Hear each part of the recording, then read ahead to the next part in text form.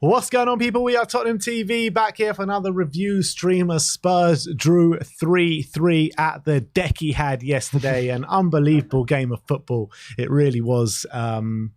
We're going to go through the match review, player ratings, and then 5 takeaways. And also we're going to see how X reacted to the game yesterday. But let's start off with the match review. Sim, you're obviously there yesterday. Talk to me about the feelings in the stands, the atmospheres, everything like that. Yeah, everyone was delighted. Obviously, at the end of the game, it was a brilliant point. I think during the game, even when we were playing poorly in the first half, no one was really getting on the back of the players or anything like that. Everyone was still just happy to still be in the game. Obviously, I think we could all see first half there were big problems. We weren't playing our usual game and we were conceding way too many chances and we were being sloppy. But I think we all had confidence that as long as we remained in the game, if Ange can get them in at half time and have a word with them and regroup, basically, we were confident that the game was still there for us to get something out of, even at half time. And obviously that's how it turned out in the end. In that second half, it was a brilliant performance. And at the end of the game, even though we didn't win, everyone was just so delighted with how we had played and how we were stuck to the game plan. We basically still had the confidence to play in that second half how Ange wants us to play. And that's what everyone is buzzing around. It's not even necessarily the result, which was brilliant. Even if we would have lost today, I still think people would have taken the positives out of the performance and wouldn't have been focusing on the negatives. But it was just great to end that run of defeats. It was very important to do that, and especially considering that we were on 3 defeats in a row.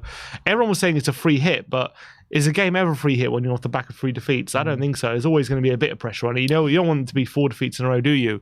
So the fact that we came away with a point, considering the lineup we had and the defence that we had out, was unbelievable, and absolutely delighted with it. And I just think it's all about how Ange has got us playing, and he's got everyone just bought into the way of playing. And I think everyone is just really loving the football right now, and I think in the stands they were showing that yesterday. And it would have been kind of very easy for Spurs just to go and lay down yesterday, no natural or no recognised centre-back in the team, and to play the way we did. In the second half we dominated possession against Manchester City at the Etihad. It was unbelievable, and I don't know many other teams that can go and do that with their sub fullbacks as centre-backs, and to keep trying to persist with the way that we want to play, playing out of the back. I know it wasn't hard. It was very hard to do that in the first half, but I felt like as the game progressed, we got better and better at it. We got more dangerous and more dangerous in possession. The midfield started to look really good, and to have like your sub fullbacks, Emerson and Davis, to be starting in centre mids. Can you name me another team that can go to the Etihad and do that and not get completely battered, essentially? I know we nearly did in the first half, and we rode our luck in the first half for that not to be the case. But to end 3-3, for us to keep playing the way that we want to play, the way that Ange, be very brave on the ball, comfortable in possession, I just thought it was so impressive. 100%. I couldn't agree more. And I think that is all down to Ange. And even if you just look at the team that played in that second half, you have people like Lo Celso, who looked like his time was up at Tottenham. You had people like Højbjerg, who Spurs were looking to move on in the summer. You had Davis and Emerson at centre-back, who no one really believes they're in the long-term plans of this football club, or especially in that position anyway. And the fact that we were able to have that team out and still, as you say, dominate possession, have more passes than Man City, shows... Like, it really slaps in the face to managers like Ten Hag, who says, what did he say? He said, I want to play the football I played at Ajax, but I don't have the players to do it. And that's why I have to adjust my system and all that kind of stuff. And then Ange has this like makeshift team cobbled together, and he's still managing to play the way his football, and he's not going to switch it up. And we ended up getting positive results out of it. So it's absolutely phenomenal. But I guess if we start from the beginning of the game, when I saw the lineup, obviously it was unchanged from the Villa team, wasn't it? Yeah. The lineup. The only real big question mark was probably, I think the team picked itself as much as the only real decision was whether do you put Højbjerg in, Deki out wide and drop Hill, or do you maintain Deki in the centre and do you start Hill? There was a chance because Richarlison was on the bench for this game, so he could have. I know maybe he wasn't fit enough to start the game, but there was a case to say maybe just drop Brian Hill and start Richarlison on the left-hand side. Well, Ange said before the game that he was only fit for 5 minutes. Oh, is that what he said? I didn't hear him say that. Yeah, he said that. So maybe next game, maybe that'll be the case. But obviously he changed at half time, but we'll get into that in a minute. But I think whether obviously his selection in the first half, I guess I wouldn't say people will criticise him, people will say he got it wrong. But I really think the reason he made that selection, it wasn't to try and fit Hill in, but I think he wanted to keep Deki in the centre. That's what I think he wanted. And to be fair, I thought Deki he was probably our best player in that first half. Deki, even in the first half, he was having a really good game in the 100%. Centre. And so from that point of view, he didn't get that wrong, but I think it's clear that we knew he was going to have a tough time against Walker, and that definitely happened. Look, it was a complete physical mismatch. You're talking about one of the best, if not the best, right back in Premier League history, literally, coming up against Brian Hill, who's had like a handful of Premier League appearances. I think it was only going to go one way, but I think when the game started, I actually like what Brian Hill was bringing to the game. Some nice little turns. He was keeping possession pretty well, and obviously he won the ball back to help us start that attack in the first goal in the opening 6 minutes. You know? He won the ball back, passed it to Kulusevski, who played a lovely ball over the top. Son had no right to win that ball, by the way, off Jeremy Doku. No right whatsoever. And it was kind of like a flashback to the old Heung-min Son for about 3-4 years ago. Like he really put the afterburners on Jeremy Doku, and Doku's not no slouch, is he? He's not exactly a slow player, is he? And he completely burned him. And I was like, wow, where's this Sonny come from? I was watching it back. I think what Doku does, he just completely misreads the flight of the ball, and it lets him go over his head. And even if you're a very fast player, if you're off balance and someone strides away from you, it's going to be very difficult to catch someone like Son up when they've got a few yards on you. And look, whatever we want to say about Son, he's still got that burst of pace. He still has it. Maybe not like he used to, but it's still there on occasion. And I thought he used it to perfection. Obviously, Ederson will be a bit disappointed he didn't save the goal. It went under his body, didn't it? But you have to say, obviously, when Son's in that position, he always strikes with so much power, and it's always going to be very difficult to save it, even if it is not right in the corner. The way he strikes the ball, it's what makes him such a good finisher. So there was always a chance, even if it was close to Ederson, that the power could just get it through Ederson. That's exactly what happened. But definitely Ederson watched that back thinking he definitely should have saved it. But at that point, 1-0 up, I think it was after 5 minutes, wasn't it, or something, 6 minutes. And you're just like thinking the same old story again. Is it happening again? You're like, oh my God, are we going to do it to him again? But then kind of reality set in pretty quickly, didn't it, after that? They go up the other end, free kicks, very unlucky, goes off Son, 1-1. And after that, I mean, proceedings went as kind of everyone expected before the game. Man City completely dominant. They just missed chance after chance after chance. We were trying to play it out the back with Royale and Davis, and Royale was just letting us down time and time again, trying to play it out the back. I mean, he was frustrating me so much in that first half. I mean, how many times did he try and play it out of the back, and it just kept coming back. He was the one that was at fault for the goal that we did concede 2-1. He was the one that was at fault for when Haaland missed that completely open goal. So, I mean, essentially at half time, you wouldn't have said it was unfair if we were 4-1 down. Definitely not. The City missed so many chances in that first half, and we were lucky to still be in the game, to be honest. And it wasn't just Emerson. We weren't confident when we were trying to play out the press, except for one player in Pedro Porro, who I thought he was the only player who was confidently trying to beat that press with actual quality. I felt even most of the other, especially Emerson, he was clearly the weakest of it. Basuma wasn't helping him out anywhere near enough in that first half. He wasn't coming short, being that confident player. He was hiding a bit in that first half, Basuma.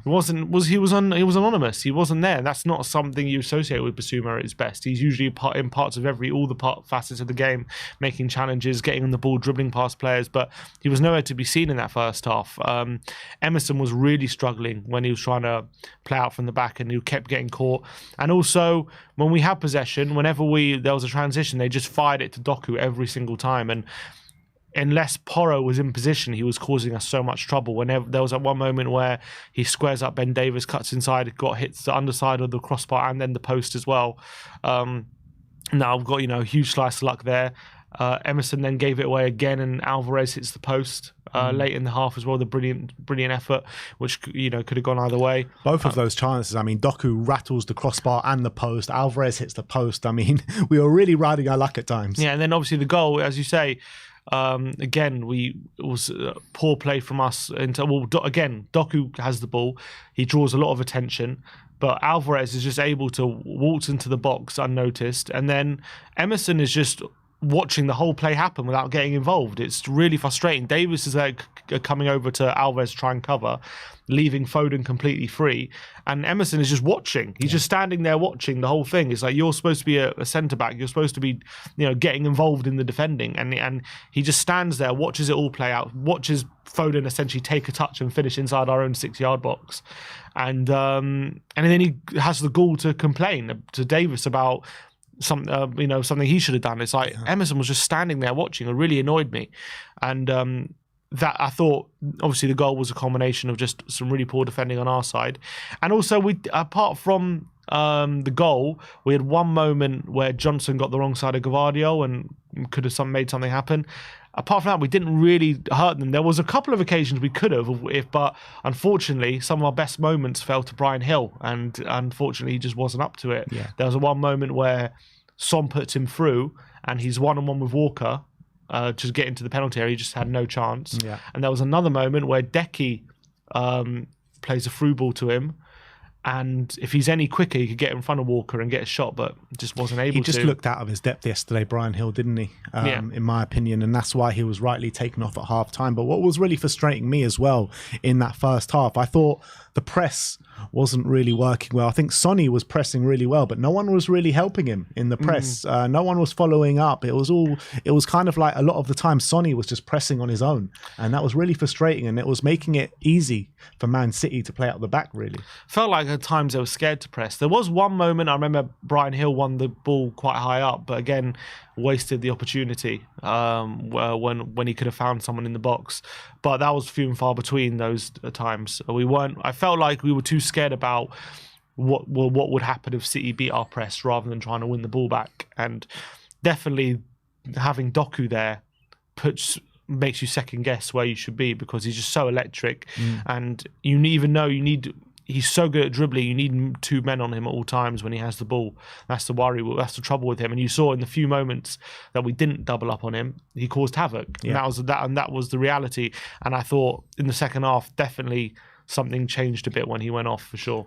No, 100%. And as well in that first half, it was frustrating because we were just doing everything pretty much opposite of what Ange wanted us to do. He wants us to get it on the floor, play our football, and create attacking options time and time again. And we just couldn't get out, and we were just reverted to playing long balls, punting it up the top. And it was just like, I was sitting here watching the game and I was thinking to myself, just like, Ange is going to be livid with what he's seeing right now, because we're just not playing with any of the fundamentals that Ange wants us to play with in that first half. And then he got them in at half time, takes off Bryan Hill for Højbjerg, gives us a bit more security in the middle of the park, which I thought worked wonders, to be honest. And it was a completely different story in that second half. And I felt we came out with a bit of a point to prove. We played our football. We dominated possession. We were very hard to play against. And I thought the likes of Højbjerg, Lo Celso, Kulusevski really showed up for us in that second half. Yeah, I think at 2-1, considering the amount of chances we conceded in the first half, I think the goal for sure from Ange, obviously we need to try and get back in the game and try and win the game, but you have to try and stem the amount of chances we're conceding. And I think the substitution of Højbjerg definitely did that. And we know that we're still with someone like Lo Celso still on the pitch, and he can still connect the midfield to attack. And we know that the system we play can create chances, whoever's there. But we needed to find a method of stopping Man City just continuously creating the amount of chances they were. And I think adding Højbjerg to the midfield, having him, Basuma and Lo Celso in a 3 really helped with that. I think obviously there was one moment right at the beginning of the half, I think it was actually literally within a minute, where Vicario gives the ball away and Silva has a really good shot with his outside his boot, and Vicario has to save it. But other than that, from that moment, and then Doku goes off, which was right at the beginning of the half. I must have been injured because he was giving us a tough ride. So definitely that was a big benefit to us, him going off. And then from that moment on, I think Tottenham just really slowly but surely just got it back into the game and started getting control. And we were, as you say, we were dominating the ball, keeping the ball on the ground. The build-up play was really, really, really good.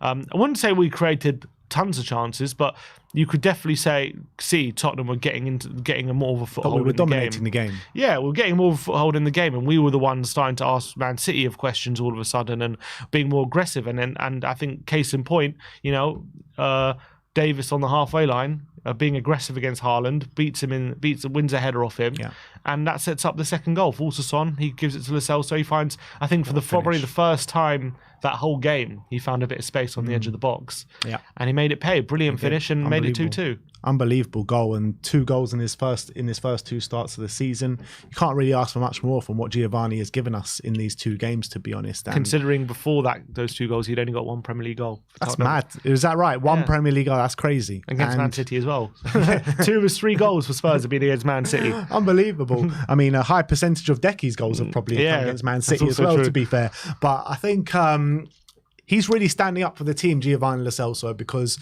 we all feared the worst when Maddison got injured, and we're thinking, who's going to be the creative hub of the team? And Lo Celso has just come in, and he's done it to a really high level. And when you think of it, Giovanni Lo Celso has actually never played in an attacking team for Tottenham.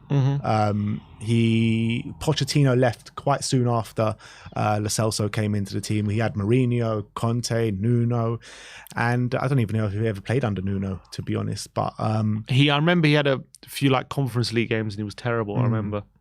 And he's come in under Ange Postecoglou. We're playing the way that suits his system and suits his style, Gio. And he's the better for it. And he's becoming quite a key member of this team these last 2 games. 100%. He's been a shining light. And I thought even in the first half, maybe off the ball, he could have done a bit more. But on the ball, yesterday he completed 100% of his passes. Wow. And considering, when you're playing against a very aggressive Man City team, that's no mean feat. Even if a lot of them are simple passes, that's still not simple. But they weren't all simple passes. A lot of them were in between the lines, and he was trying different things. And I thought Lo Celso had a really strong showing, and he showed he can do it even against very good players as well. Some of the best midfielders around, and he was still able to gain some advantages and show what he's about. And obviously the goal was good reward for another top performer. It's a great finish as well. Showed he's got a goal in him all of a sudden. And it's also the first time really he's played in a midfield 3 on the left-hand side, which I really believe was his best position, which is where he's really shone for Argentina. I think a lot of the time as well, for some reason, managers want to shunt him out wide and play him on the wing, or even in a double pivot. And I just don't think that's where he's best suited. And I think right now, that's always been his best position for Argentina. And I think we're seeing him in his best position now on the left of midfield 3, where he's got that license to go forward. But he's also got a bit of a combative nature as well, and he puts a foot in. And I think we're seeing that Lo Celso right now, and had a really strong showing yesterday away at Man City. And he's really stepping up. Well, look, it's only 2 games, but he's showing signs that he's going to be able to step up while, Maddison's out. And you talk about a player that is taking and grabbing the opportunity with both hands. That's exactly what he is doing. And another player who I think is playing in his best position now is Dejan Kulusevski. I know he also played very well when he moved over to the right as well later on in the game. But I think these last 2 performances now from Deki have been his best 2 performances of the season by some way as well. I mean, you're really seeing him get back to those levels of when he first came into the team on that right-hand side under Antonio Conte. But now, I mean, these last 2 games are really seeing him get back to that mentality. So hard to get the ball off him. He's so strong. He's got such good feet as well, and he's been our best player by far in these last 2 games. Yeah, I think he's phenomenal. Protects the ball so well as well because of his strength. So underrated, and he's brilliant ball retention, and he was doing some really nice passes, especially in the transition. Some really good passing, leading us into attacks. And there's a few times where he played some really good passes in behind to the likes of Gil and even Son, and it kind of broke down due to factors that weren't his fault. But he did his part. Even when he went back out wide, I thought he was still a really good threat. And again, one of the wingers who just, when you're out wide, you've got strong defenders like Gvardiol and Ake up against you, and he's still able to retain the ball and progress it and get far up the pitch. It's very, very impressive. And obviously now, got the goal. Hopefully he starts adding more goals and assists to his game. But look, I think Deki's been having a good season anyway, in my opinion anyway. But this is a new level. Yeah, the last 2 games he's definitely stepped up a bit. 100%. I agree with that. I think he's found a bit of a new lease of life in that central position. But I think even in both games, he's had to go back out wide and still done well as well. So he's showing his versatility. He says it himself, after the last game, he says, this is the real Deki. And this is the real Deki. This is the Deki that we wanted him to get back to those levels since joining the club, In his first season, those first 6 months, he was unplayable. And he's seeming in that kind of mode again now. Really is unplayable the way he is. You just can't get the ball off him. Yeah. And he's so strong and got so much quality as well. So it's great to see him get back to those levels. But after that Giovanni goal, I thought we had a little bit of a period where we were on top, but then Man City, it quickly reverted back to maybe Man City being back on top. They get that goal with Jack Grealish. And it was a terrible goal to give away.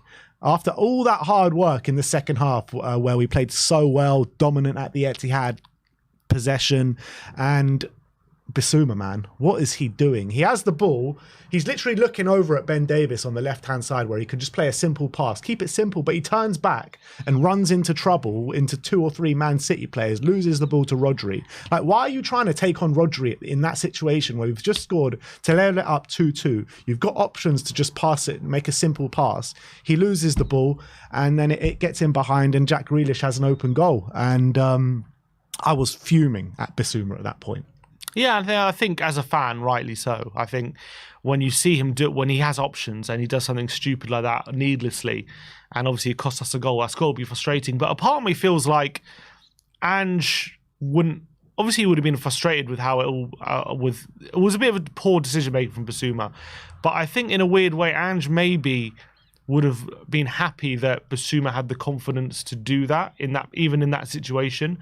And in a weird way, I think that's what Ange wants from his players. He wants them to take risks and be confident. Obviously, not stupidly. Maybe in that position, you could argue that was just poor decision making. But when the time comes for it, he wants his players to have the confidence to try things. Because if it comes off, all of a sudden, you're through in the centre of the pitch. You have a big opportunity. It's high risk, high reward. And I think Ange would have been disappointed with probably how Bissouma gave the ball away, but I don't think he would have been disappointed with the confidence Bissouma showed to try something like that even in that position. I think that's what he probably told him after the game. Look, that mistake is on me. I don't want you to even feel about it. I reckon that's what he told him after the game. Yeah, look, I don't doubt that. I get what you're saying. I really do. But when you're looking at the game and after all the hard work that we've done to get back in the game, the simple pass was literally just on. And sometimes you just got to do the simple things just to get yourself out of trouble. And that's what we needed at that moment in time. And if he did do that pass, we could have won that game. We literally could have won that game at the Etihad. So, I think Ange might be telling him what you're saying, but I think in the back of his mind, he'll be like, why didn't you just pass it? Yeah, I don't disagree completely. I'm just saying, I wonder how he would be, how Ange would be thinking. I don't think, because look, if that was a Conte Mourinho, they're going to be absolutely berating Bissouma and saying, what are you doing, all that kind of stuff. I think Ange would maybe be thinking about it in a different way, which might be interesting. But anyway, and I actually thought, like Bissouma, who had overall a pretty poor game, I did think he was a lot better in that second half. But it's unfortunate because all that work probably gets undone and by that really bad mistake. And overall, you have to say, a very, very disappointing performance. But look, we didn't give up. We kept going. And we ended up getting the equaliser right at the end. We really did. And Brennan Johnson, as I've been saying over the past couple of weeks, he hasn't been lasting more than 60 minutes in games. He's been tiring in games really quickly. And this was in the last minute, the 90th minute. He goes bursting down the left-hand side, puts in a lovely cross. I first thought it was aiming for Richarlison, but it goes over his head. And Dejan Kulusevski makes the Etihad his own once again. Third goal at the Etihad.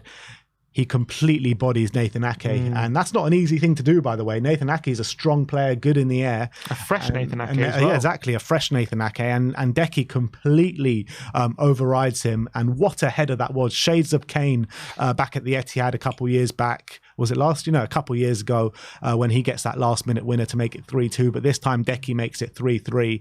And I think that goal was kind of giving us what we deserved in that second half for such a great performance. And I think reward for Deki as well for what was a really strong performance for him.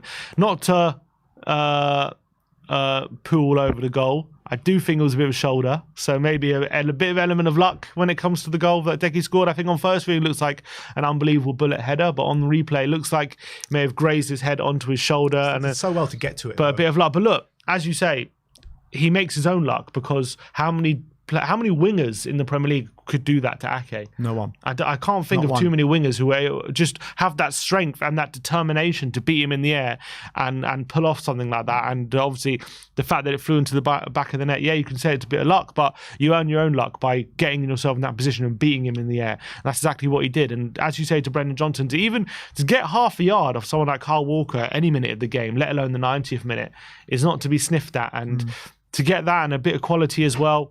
And it was a nice, obviously really nice cross. I thought Johnson maybe wasn't his most impactful game, but still had his moments. As I say, there was one moment where he beat Gavadio in the first half as well. So what I like about Johnson is, even when he has his quiet games, he still seems to have moments where he's very impactful. And I think in every game he's played for Tottenham, to be honest, he's had moments. Like, I don't think he's had a game really where he's just been like anonymous and not involved. Like, he's always been like, he's always looking to get on the ball. He's always making those runs. He's looking to get involved in the play. And I've been liking that. I think he's made a pretty decent start to his Spurs career. I haven't been underwhelmed. Obviously, you want maybe, look, he's still young. He's a bit raw. You can see that. He's still a bit raw in some of his movements and maybe how he runs at people. But there's electric pace, and there's that bit of quality there as well. What I really like him, I think, is probably his biggest asset is like his movement, timing of runs and things like that. Off the ball, I would say. That's probably his biggest strength.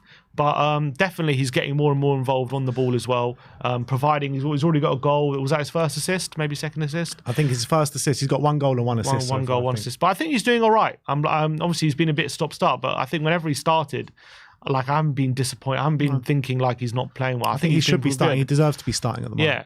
So look, we got the equaliser, and then what happened right at the end happened, didn't it? With the referee. We just completely got away with one there. As much as I want to say, Spurs were great in that second half, which they were, this game was a massive slice of luck for Spurs to come away with a point, because we should have been out of sight in the first half. We get that equaliser, and then that happens right at the end, because Grealish would have gone on to score at that point. I mean, the ref waves play on from a foul from Emerson on Haaland. He literally waves play on, and he waits for Grealish to be in behind to blow up and pull the free kick back. I just couldn't believe what I was seeing at that moment in time. The only kind of thing I can say of why he did it is because maybe for a split second it looked like Porro was going to win that ball. But in my opinion, you've got to wait for Porro to actually win that ball to pull it back. It's terrible refereeing. He had a bit of a brain fart. That's all I can say. He allowed play on when Haaland got fouled. He literally waved it like that. And then as soon as the ball looks like it's going to land at Grealish, he accidentally blows the whistle. Spurs clearly get away with them. What I would say is, I do think maybe, look, a lot has rightfully been made out of it because it's a bad decision and, could have cost them a chance. What I would say is, the chance maybe looks a bit more clear-cut because of how everything happened. So the referee blows the whistle and then Davis stops, and it looks like Grealish is maybe more in on goal than maybe he would have been if there was no whistle. And maybe if Davis and then another defender comes back, and maybe it's not as good a chance as people are saying. But definitely on the images, he could have definitely made a chance for himself, that's for sure. And there's a chance he would have been for on goal if he would have beaten Davis to it. But I don't think we can definitively say that would have happened. So I think maybe based on that, maybe more is being like the fact that it's on the front page, it's on the back page, all the papers, and like this is the big talking point of the game. I don't think that moment is worthy of that. But I do get it. It's a bad decision. The referee was an idiot for stopping play, and he should let the play go out. But I think people are making a bit too much of it. It's a shame as well, because it was just such a great game of football with two great minds of football, Postecoglou and Pep Guardiola, going head to head. I thought it was a fascinating encounter from start to finish, really. And it was nice to see Jamie Donnelly come on at the end as well to make his Spurs debut. Didn't really get a touch of the ball. Did he get a touch? I don't think he got a touch, but it was nice to see him come on the pitch, wasn't it? Yeah, I mean, even though it's only a minute, the fact he's coming on at the Etihad when the game's at 3-3, it's not like we're winning by 3 goals or anything. The game's at 3-3. Anything can happen. So you still have to trust that player. You can't just chuck a player who's 18 just like to 5-0 give at home. You know, I remember when we gave Scarlett his debut, we were like 4-0 up against West Brom or something. We just chuck him on for a couple of minutes. It's not that kind of situation. You know, you're 3-3 at the Etihad. You still need to grind. You know, be at your best in the last couple of minutes to get something. So you'd have to have had trust in him.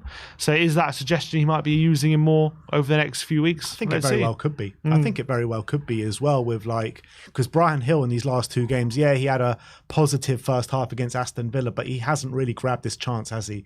2 starts for Spurs. So look, there's an opportunity. Richarlison's coming back now. Jamie Donnelly has got his first minute in a Spurs shirt. So maybe there's an opportunity there for him over the next couple of games. Be interesting to see. We've got a lot of games coming up. It depends. Where would you play him? I guess would you put him in the midfield 3? I don't know. I wouldn't want to see him in the midfield 3 just because Lo Celso and Kulusevski have made that their own, in my opinion. And I don't think Donnelly could come in and probably trump those performances. And I think it's a bit of a risk. So I think the only spot for him is probably out on the left, to be honest. But is he a left winger? That's the thing. I don't think he's a natural left winger. Iago Santiago was on the bench, who is a natural left winger, but he didn't get his chance to come on. So it'll be interesting to see the dynamic. Maybe Ange sees something in Donnelly that says he can play on the left. Maybe he's got that supreme passing ability that he does have and that supreme goal contributions that he's been showing in the youth academy. Maybe he thinks a left wing can be a viable option for him. So we never know. But that is our match review. Spurs snatch a draw at the Etihad, once again proving that we're a match for Manchester City. And when you look at it, all the teams in the title race so far, Arsenal, Liverpool, Man City, haven't lost to one of them yet. We've gone to the Etihad and taken a point. We've gone to the Emirates and taken a point where, you know, some say we should have got more than a point there. And Liverpool, we beat them at home. And look, you got to say, though, in the Liverpool game and in the Man City games, it's 2 of the worst refereeing decisions you're probably going to see.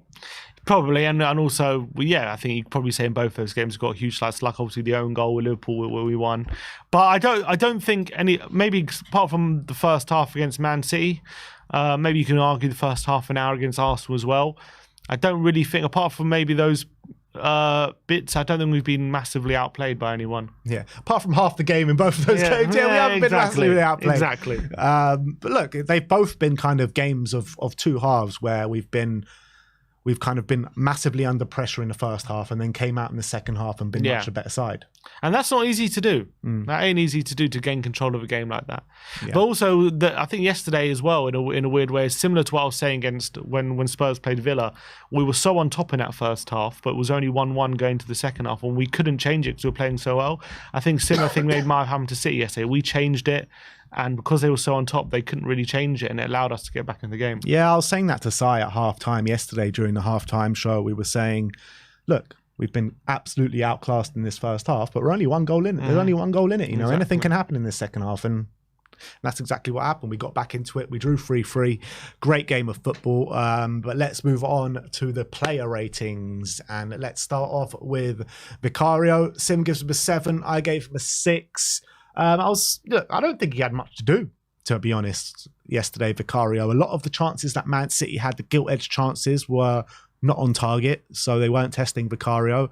There was one moment where he was playing at the back that put us in massive trouble, and he actually provided a really good save to get us out of that trouble. So he makes the mistake, and he also gets us out of it. But look, I thought maybe he could have done a bit better for the first goal, but look, I think it was a pretty quiet day for Vicario, to be honest, seeing as it was at the Etihad. It's quite surprising. Yeah, I mean, I think early on he made one decent save from Doku, although he did end up spilling it a bit, but Porro was able to mop up that situation. He was a bit lucky that most of the chances that Man City had were off target. Obviously, the big save he made was from Bernardo, but that was from his own fault. But he made up for it. It was a brilliant save into heading into the top corner. Brilliant one-handed save from Bernardo Silva. I think by and large his passing was actually pretty good. I think when he had to clip it to the fullback or something like that, it was decent, but then you can point out one moment where he gives the ball away and it could have cost us. But I think overall, I think he did what he had to do pretty well. But as you say, he's probably lucky that a lot of the chances that City had were off target. I'm trying to think of the goals. I don't think he could have done anything with any of them, to be honest. I thought maybe with one of them he could have done a little bit better, but I'm not going to mark him down the second on it. one? Was it the Foden's second one or the first? Was it the own goal or no? It wasn't the own goal. It might have been I can't remember. I mean, Foden finished it from the inside the 6-yard box, and then Grealish had an open goal. Maybe I'm just thinking of Edison, to be honest. Yeah, probably Edison. But anyway, look, I think it was just it was surprisingly quiet day for Vicario, to be honest. And when you can see 3 goals and see all the chances that Man City had, you would have thought he would have had like a crazy day and like so much to do, but he actually didn't. But let's move on to the right back. Pedro Porro, 8 all round for Pedro, carrying on his unbelievable form this season. And I'll even go as far as to say he's my player of the season so far. He's been so consistent from the game he's come in against Manchester United to today, and he hasn't put a foot wrong. His quality on the ball, supreme quality on the ball. Defensively, he's getting better and better as the games progress. I think Doku had a really strong game, but I don't think like that was because of Porro. I think Porro stood up to him the majority of times that they went one-on-one with each other, and I think the stats read that Porro did not get dribbled past once throughout the whole game. So credit to him, and another really good display. Yeah, I completely agree. I think the problem we had with Doku is when Porro wasn't there, when he was quite out of position. And when Porro was actually there in position, he dealt with Doku surprisingly well. And it was he was actually really good defensively. And I think Porro, by far, he's just our best player when we're trying to build out from the back and we're trying to beat the opposition's press. Like, Porro is the only player who I consistently seeing finding not just solutions, but like good solutions, like dangerous passes, clever passes as well. He doesn't just put it up the line or just like aimlessly pass out. He has a picture in his mind and he's got the quality to pull it off. He had this one moment as well. We were building up the play from the back and he has a pass into him and he sees Emerson behind him and he has this lovely dummy inside his own half into Emerson, and it allows Tottenham to open up the space and we build up an attack from it. And it's just those little things which I just really appreciate from him. He just has these moments of quality, and I just feel like right now, especially when we got this back line, like we're very reliant on him when we're beating opposition press 100%. But look, he's that good at doing it that it came off more often than not. Yeah. And it's so impressive to do it at the Etihad at his old club as well, don't forget. So really good stuff there. Emerson Royale, right centre-back, 4s all round. And I'm just so happy. I think he should actually get a mark up saying that's probably his last game at right centre-back. So happy days there with Romero coming back. But with Emerson, there were some good moments in there from the first half, but there were some very bad moments in there, and he was just frustrating me so much. We were consistently trying to play it out the back in the early stages of that first half, and he was just letting us down time and time again. Haaland's open goal was his doing. The second goal that they scored was his doing. And most of the times that felt that we were under pressure was all down to Emerson, unfortunately. Positionally, I thought he was poor. He got dribbled past a number of times, errors leading to shots. I mean, I'm just so happy that was his last game at right centre-back with Romero coming back now. Yeah, I agree with everything you said, but I'll caveat it by saying in the second half he was much better. And he did put in a much better display, and he has to get credit for that because it's not easy at any point. Obviously, he was also the one who committed the foul on Haaland. It was actually a pretty cynical foul he committed, which led to which would lead to the play being non-played on, basically. But yeah, I thought he had a really poor game on the ball. He was really struggling when it came to the build-up play. It seemed as though when he had the ball, it's like they let him have it as well. They didn't seem to be pressing him. It's like, let him have the ball. He's going to misplace a pass. He doesn't have the quality. And unfortunately, a lot of the time they proved it. Davinson Sanchez, isn't it? Yeah, it was. But look, to be fair to him, it's not his position, is it? He's not a centre-back. He's filling in an unfamiliar position. He's doing his best. And I just don't think he's suited to it. And I think a lot of it is because his ability out the back. And I also think because he's not used to doing it, sometimes he doesn't realise where the danger is. And I think for the second goal, he clearly didn't, because he's just watching the play go around. City are popping it about, and he's just watching. He's not marking anyone. He's just a centre-back. Just ball watching is criminal. You can't be ball watching if you're a centre-back, and that's exactly what he was guilty of for that second goal. Blaming other people for it. Yeah, that was frustrating. But credit where credit's due. He got his act together in the second half, and him and Davis did well together. Yeah, and I think like having Cuti Romero coming back in for the foreseeable now is going to make our play just so much better. Ben Davis is partner, and you got to give credit to Ben Davis. We're giving him a 7 all round, but ever since stepping in, since Mickey van der Ven has got injured, I think he's stood up for the team and he's grabbed his chance. I think he's been really good, and this game was no different. Lovely diving header in that second half to set us on their way to Giovanni Lo Celso's goal. But it wasn't just that. I thought his defensive play throughout the game was pretty impressive. He was winning his duels, he was being aggressive, he was helping us play out the back a little bit. So I give massive credit to Ben Davis for the way he's stepping up for the team. Yeah, and surprisingly, obviously Haaland had a few chances, but surprisingly, when it came to like aerial duels and stuff, he was pretty decent. He didn't let Haaland win too many of them, which was, surprising considering the stature of both players. You would have thought Davis would have struggled a bit more. And, as you say, that header, he beat Haaland to it as well. And that's very impressive. I didn't think he was as bad in the build-up as Emerson at all, albeit I also think he had his struggles, but Emerson was dangerously struggling. What I say is Davis was struggling, but it wasn't costing us in terms of chances conceded. Second half, he really had a good game, and I'm really, really impressed. And actually, some of his passes in between the lines as well was quite good. But yeah, I think, again, considering he's not maybe a natural centre-back, or especially in a 2, has done pretty well past couple of games. Well, I can't really complain too much about him. Yeah, obviously it's a different kettle of fish to Mickey van der Ven. Yeah, not quite van der Ven. When Mickey comes back, I mean, we're going to be a force to be reckoned with. But I think he's filling in and doing a really good job for his level. So let's move on to the left of the back four. Destiny, Udogie. Sim gives him a 6. I gave him a 7. Look, there were some good moments in there, some bad moments in there from Destiny, but I thought first and foremost, all in all, he stood up well for the team. I thought he won his duels, like half of the duels anyway, and I think like he was relieving a lot of pressure for us on that left-hand side for the most part, and I think the majority of chances that Man City did have did come down the other side. So it wasn't as strong as a performance as Destiny has put in a Spurs shirt, but I still think as the game wore on, especially after that yellow card that he got more and more kind of assured, and it was a professional display as the game wore on. So not the worst display, not the best display, but a good display. Yeah, I thought it was pretty average from him. I thought he dealt with Foden actually pretty well, albeit I felt like Foden was kind of... when he got the ball, it was always kind of in a way to try and get more of the play to Doku. That's what I felt like. It felt like Doku was constantly in space.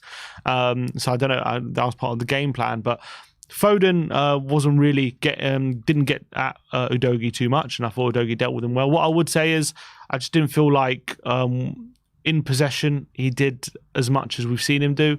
When he goes in that inverted role, you see him pick up the ball a lot and have a lot of the possession. Felt like maybe the touches were lacking in this one, wasn't getting as much involved as he usually does. But I don't think he did anything to massively let the team down, and I thought defensively he was pretty solid, so gave him a 6. Next up, Yves Bissouma, 4s all round for Biss. And unfortunately, since that Luton game, he just has been a shadow of the player he was before then. And this game was no different, especially the first half. I felt he was hiding massively in that first half. Just didn't see him. Hardly saw him at all. He did improve slightly in the second half, which I thought he got a bit better. But he was the massive culprit of why we conceded that third goal. He had that simple pass to Ben Davis out on the left-hand side. He decided to turn back on himself and run into Rodri. And he had 2 other Man City players as well who he could have ran into, but he lost the ball.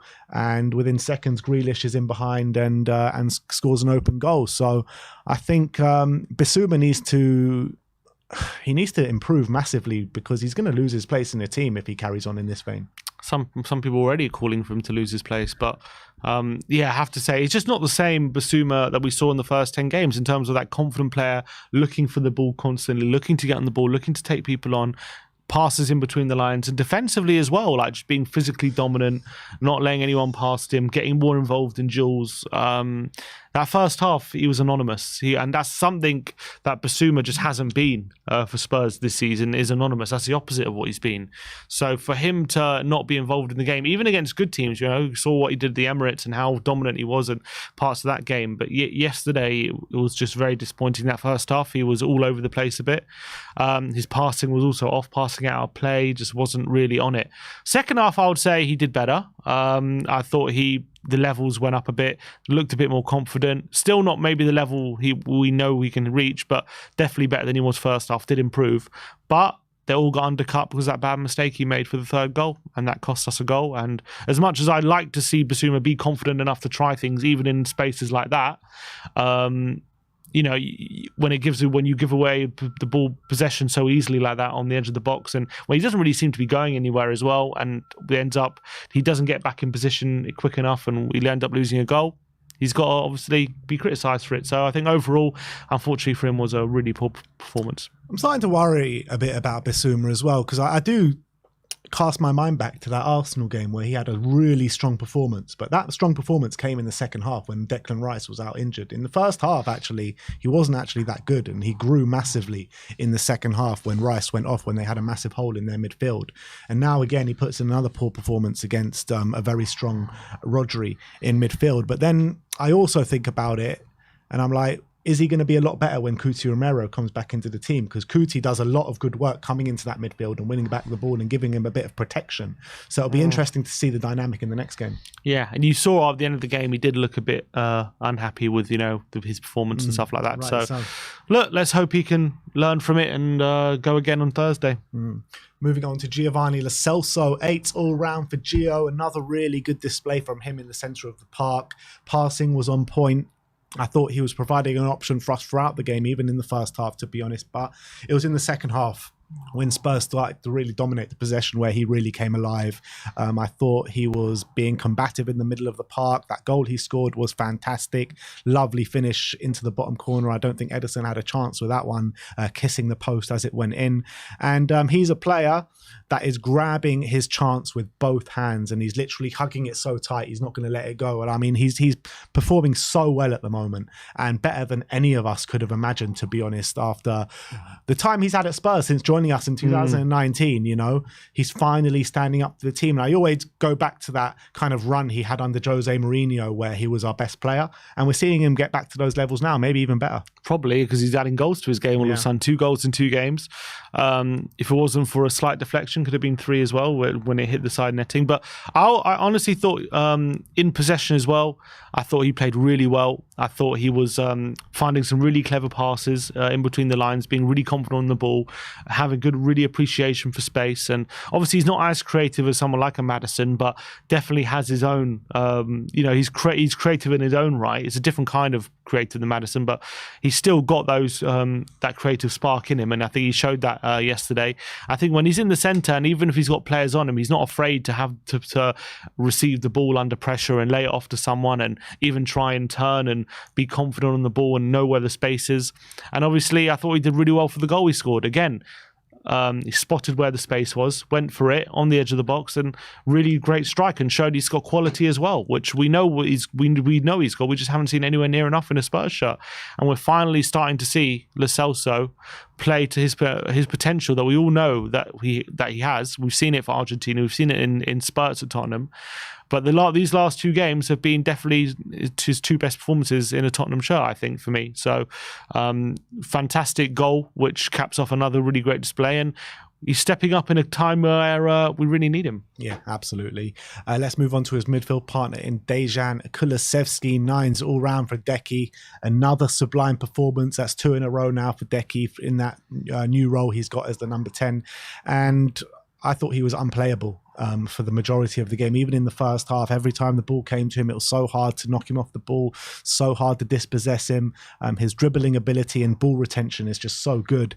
And I just feel like he impacts the game so much more when he's moved inside to the middle of the park, where out on the right-hand side sometimes, look, he's been performing throughout the season in my opinion, but sometimes he can go a bit missing and out of the game on that right-hand side. And when he's in the middle, he's literally always in the thick of the action. And that's where we need him, because that supreme ability that he does have, he's showing it now on a more consistent basis throughout the game. It's not just moments within games. It feels like it's the whole game where he's showing that consistency, and he's winning his duels. He's so strong, and that goal at the end coming in clutch with absolutely bodies Ake in the air. Yeah, it does come off his shoulder, but it was an unbelievable way to get to the ball as well. So you got to give him credit for the way he performed throughout the game, getting that goal in the last minute to get that equaliser, and for me, man the match again.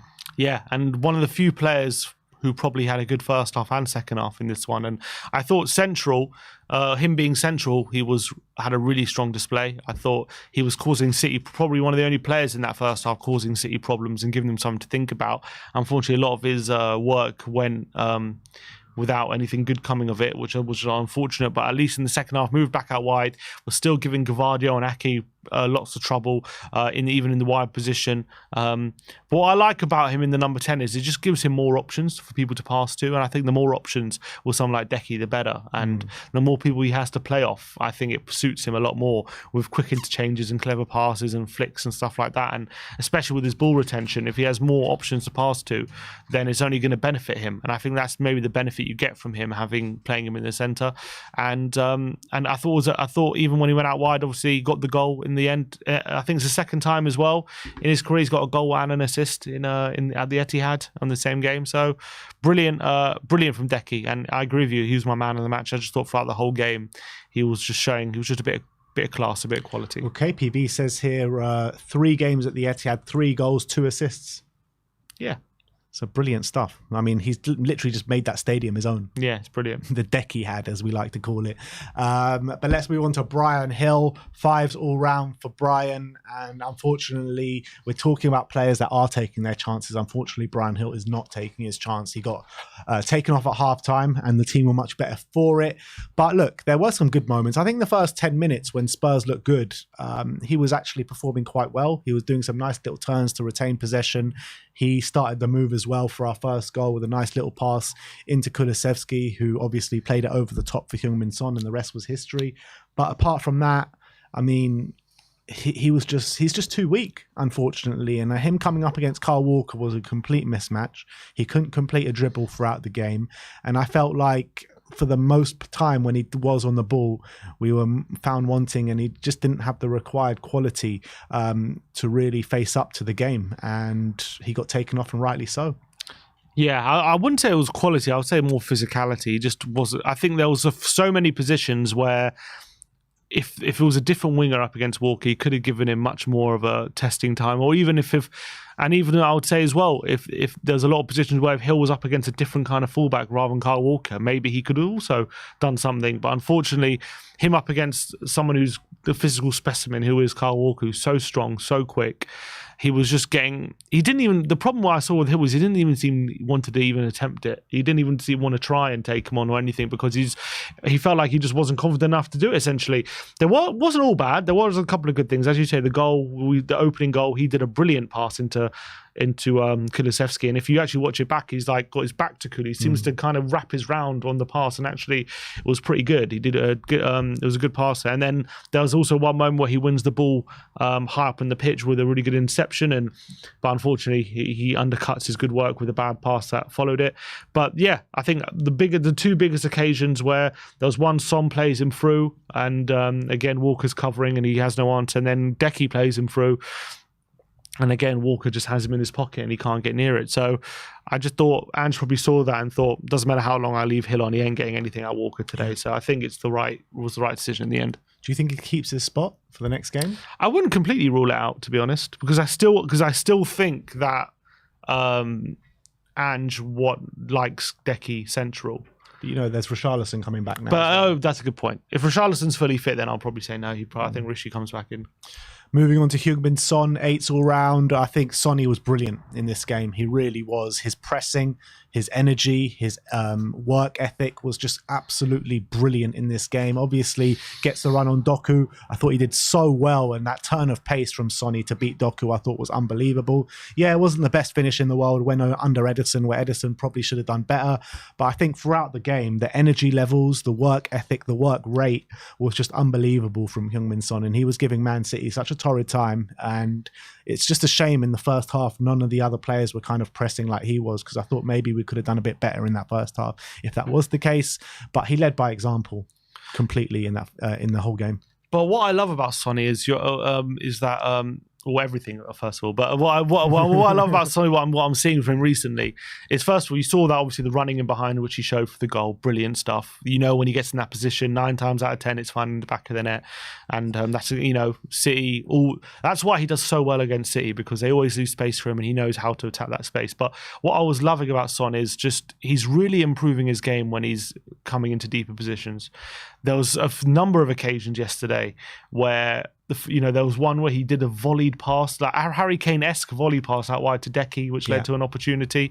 There was a chance where he came short, obviously, for the goal, for Lo Celso's goal. Not only did he come short, lays off to Lo Celso, but if you actually watch the goal, his run drags the defender out of position, allows Lo Celso to go into that space. Obviously, the goal comes from that. You look at the third goal as well. It comes from Son coming into a deeper position, does an outside of the boot pass out wide to Johnson, and obviously that leads to the third goal as well. So he's really starting to impact things in deeper positions. Maybe we need to reevaluate that, and that's a 9 for Heung-min Son. Potentially. His link-up play was brilliant. Yeah, he was. The only thing I would say is, apart from the goal, I don't remember too many chances he had to score, did he? Didn't really. But look, I think maybe it's him getting the captaincy or what, but he's maybe just taking that bit more responsibility in terms of his build-up play and making. I felt like before, maybe because he was just so reliant on Kane, he was very loose with his passes and stuff like that. I always thought he was a very frustrating passer, and sometimes even with his touches. But what I'm seeing, especially from Son in this season, especially since he's been playing central striker, is his touches are always on point now. His passes are always on point now.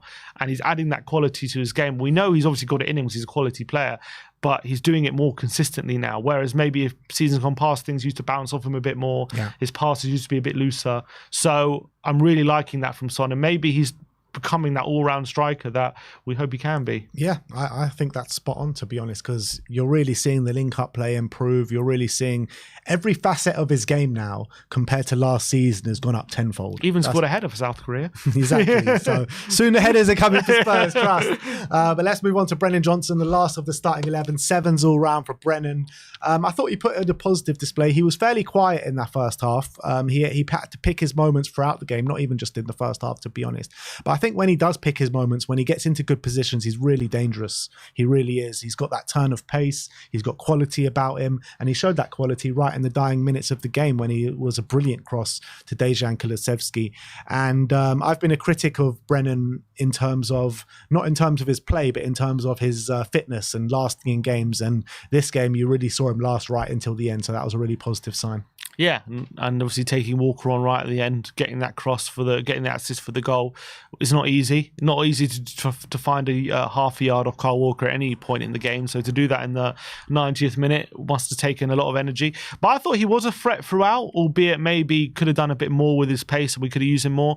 I did think in the first half he did a really good job just helping out the fullback and doubling up on Doku, albeit obviously Doku was still giving us a lot of trouble, but I thought he did work really hard for the team. He had that moment in the first half where he burnt Gvardiol for pace and got him behind and nearly forced an own goal. I think it was nearly finding Son at the back post, but just missed out on him.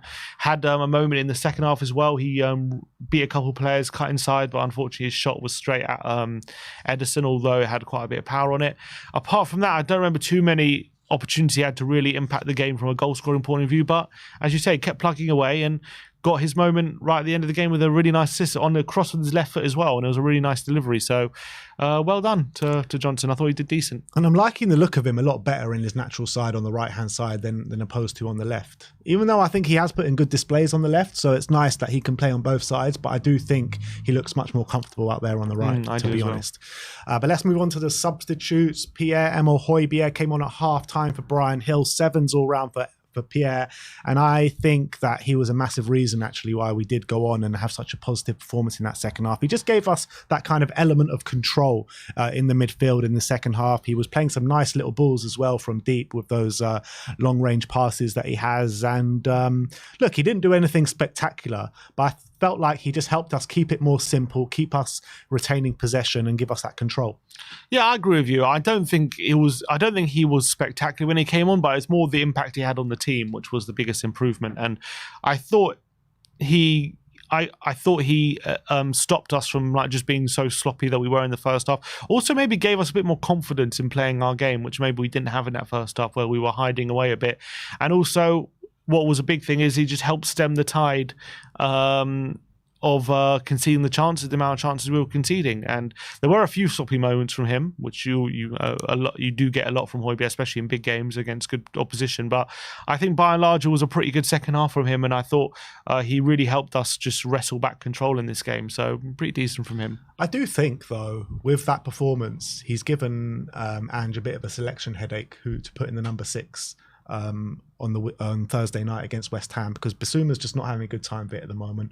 Højbjerg is pretty much standing up for the team every time he comes in, so there is a bit of a selection headache there. Yeah, I don't disagree. You could definitely argue Højbjerg definitely has a case. It's up to Ange. Well, if I was Ange, I would just give Bissouma another go, but you could argue Højbjerg's earned it, so it's hard to disagree with that. The last sub that we're going to rate is Oliver Skipp. 7s all round from us. He came on with about half an hour to go, was it, I think? And he came on. It was a questionable decision at the time because I think it was 20 minutes to go, but Lo Celso was playing really well and he was like being very creative in the team. And, you know, it was at a time actually where Man City were kind of turning the screw a little bit and starting to become a little more dominant. And I think Skipp came on, did a really good job, won his duels and was being really combative in the middle of the park there. And actually, in hindsight, when you look at it, I think it was a really good move from Ange, because I think it kind of gave us, it kind of stopped that Man City dominance a little bit. Yeah, and I actually thought he had a decent cameo. I actually thought he did some really good stuff. Defensively, he was, you know what you got to get from Skipp. Actually, if you look at the third goal, he does this really good turn in the centre of the park. He actually wriggles in between two Man City players with a really quick flick of the ball, and then passes it quickly into Son, who obviously sends Johnson up the left-hand side for the goal. Yeah, he also Gavardia, I mean, I've seen it back. He has a really bad challenge on him, very high challenge, which no one really has talked about. But I've seen another clip of it on Skipp or Skipp on Skipp, and Gavardia on another day, if he catches Skipper maybe on a different part, he's lucky. It's a sending off. Yeah, exactly. It was a high challenge, but Skipp was kind of volleying the ball, so it only hits his foot. So if Skipp was a bit lower, Gavardia would have definitely been sent off for that. But look, it is what it is. But I look, for all the criticism Skipp gets, I thought he came on and it was actually a pretty good cameo from him. And let's talk about the manager, Big Ange Postecoglou. 8 all round from us. And they all said, if you go to City and play that high line, you get battered. If you go to City and play that game, you'll get battered. It could be 7 or 8, I think I heard someone say. Yeah, 7 or 8, they said. But look, we got away with it, because in the first half, we definitely came under massive pressure, and we could have been 4 or 5 down in that first half. So they weren't too far away from the truth. But Ange got them in at half time. He laid into them and we started to play our football in the second half. And I don't remember seeing a team that have dominate the possession and play like that at the Etihad and come away with something. So you got to give massive credit for Ange for keep saying, you know, you play this way, you play this way. We play attacking football, we play possession-based football, and it worked in our favour in the end, because I don't think we get back into that game without playing in that kind of way. So brilliant stuff from Ange Postecoglou. Yes, we have lost 3 and drawn 1 in the last 4 games, but I think that kind of hard run is coming to an end now. So I do fully expect us, with the return of Coutinho Romero, to go on a really strong run now, with West Ham and Newcastle coming up next.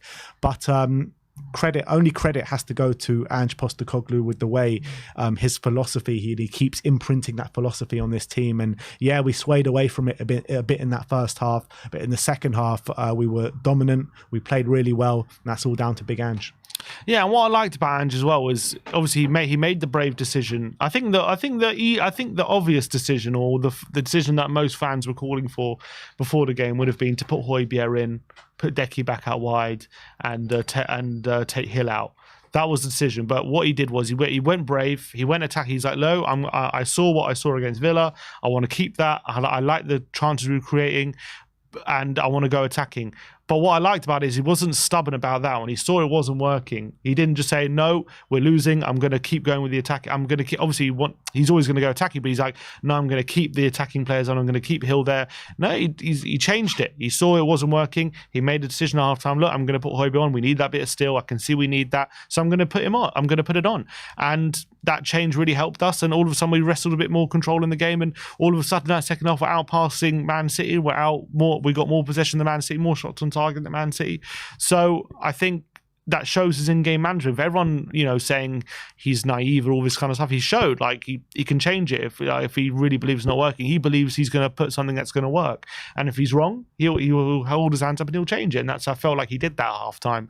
And I think of the in-game subs, I thought Skip came on, did well. Højbjerg was a good cameo. Richarlison obviously didn't get too much on the ball, but impacted the game a bit, just added another body in the middle and gave something City to think about. And obviously we scored with him in the centre as well.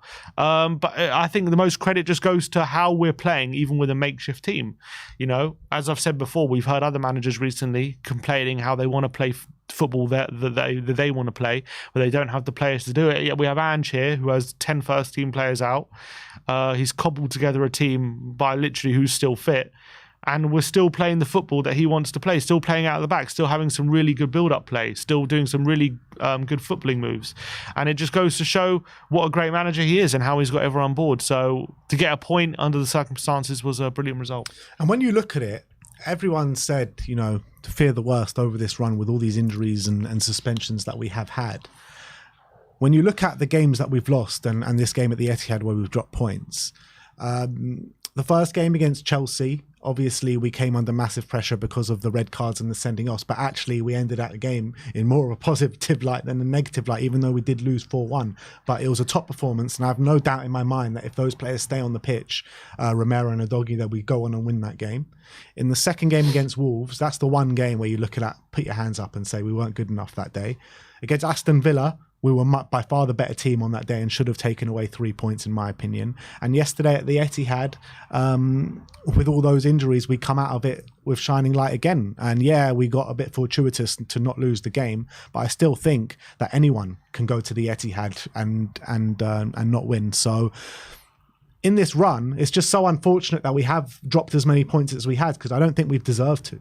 Yeah, and you got to remember as well, we conceded with a really unlucky own goal, like Basuma with a really poor mistake on the edge of his own box. So those aren't really things that Ange can fully control. That's, and so I can't really blame him for those kind of things. And even, when we went to the Emirates, their own goal as well, was dodgy penalty, like all these things has gone against him, yet we're still getting points here. So that shows the mentality and it shows his coaching. And his in-game management throughout the whole season has just been incredible. Like, how many times has his subs just impacted the game in the most perfect way that we needed to at that moment in time? So it seems as though like he knows exactly when to make the change, who to make the change, and how to make the change. So it's brilliant to see. It's like, how many times did we have criticisms of Conte last season for not changing it quick enough, changing it too late, and not having the good in-game management, where it's a complete flip reversal now of Ange Postecoglou. The in-game management is absolutely sublime. Yeah, agreed.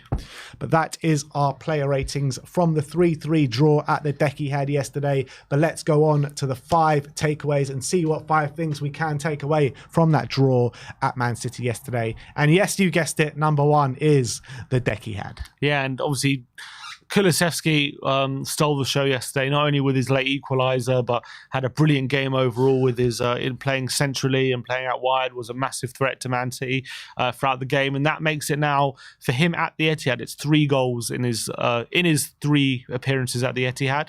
And overall, it's 5 goal contributions in 3 games at the Etihad as well. So really steps up when he goes away to Man City. Just I don't know what it is about it, but he just licks his lips whenever he goes to the Etihad.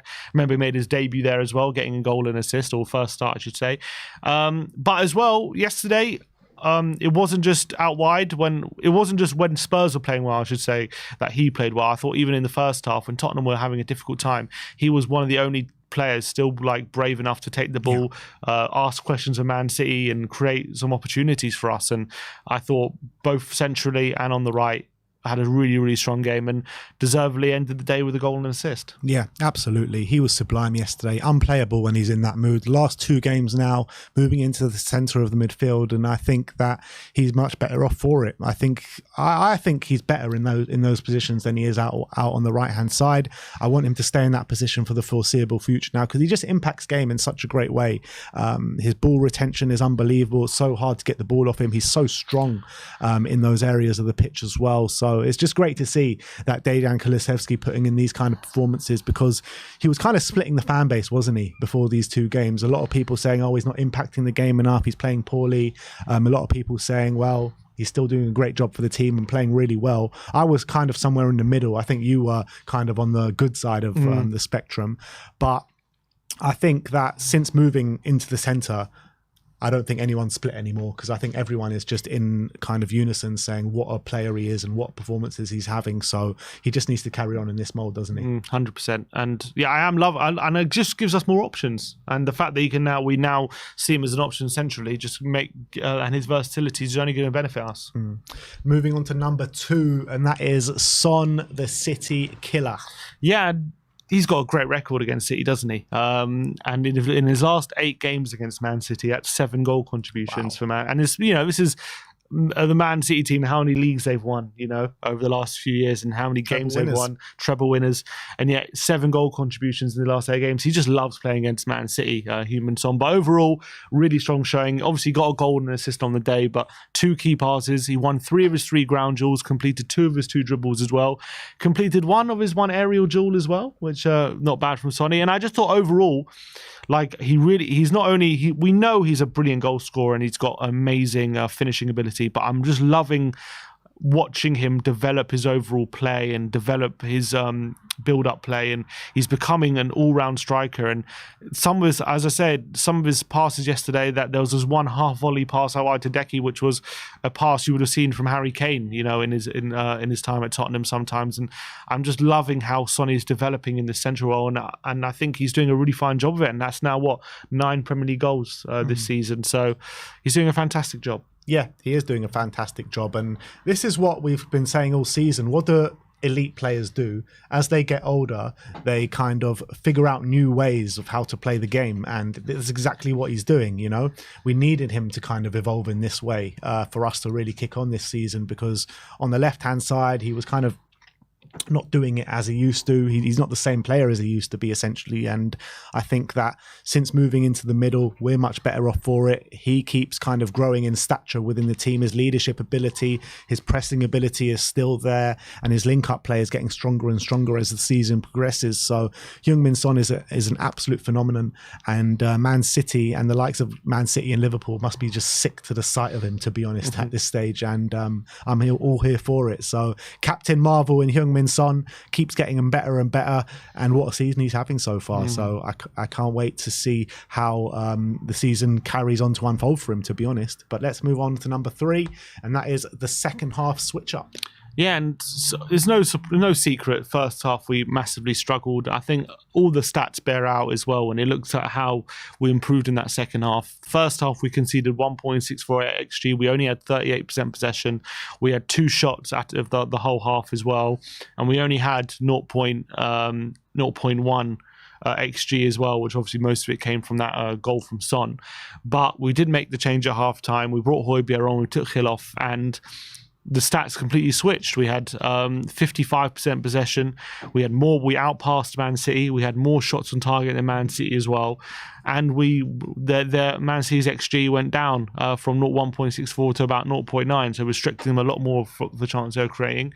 It wasn't like a completely dominant display, but I think the difference that it made was massive. It was a big difference, but I wouldn't say we went from getting absolutely battered to battering them, but it just went from getting battered to being in slightly advantage, which is against Man City is not easy to do. They're one of the hardest teams to play against when they're winning as well, Man City. So the fact that we came back twice against them is very, very impressive. So let's be honest, it's about as dominant a display you can have at the Etihad. Yeah, pretty much. To be fair, that's a fair point. So I thought we did brilliant that second half to turn things around, and that's only going to give the team more confidence going forward. Yeah, Ange would have been absolutely distraught of what he saw in that first half. The way we kept going long, and we just weren't playing how we have been all season, to be honest. And we came under increasing pressure. Man City missed a host of gilt-edged chances, which, on another day, it could have been 4-1, to be honest, at halftime.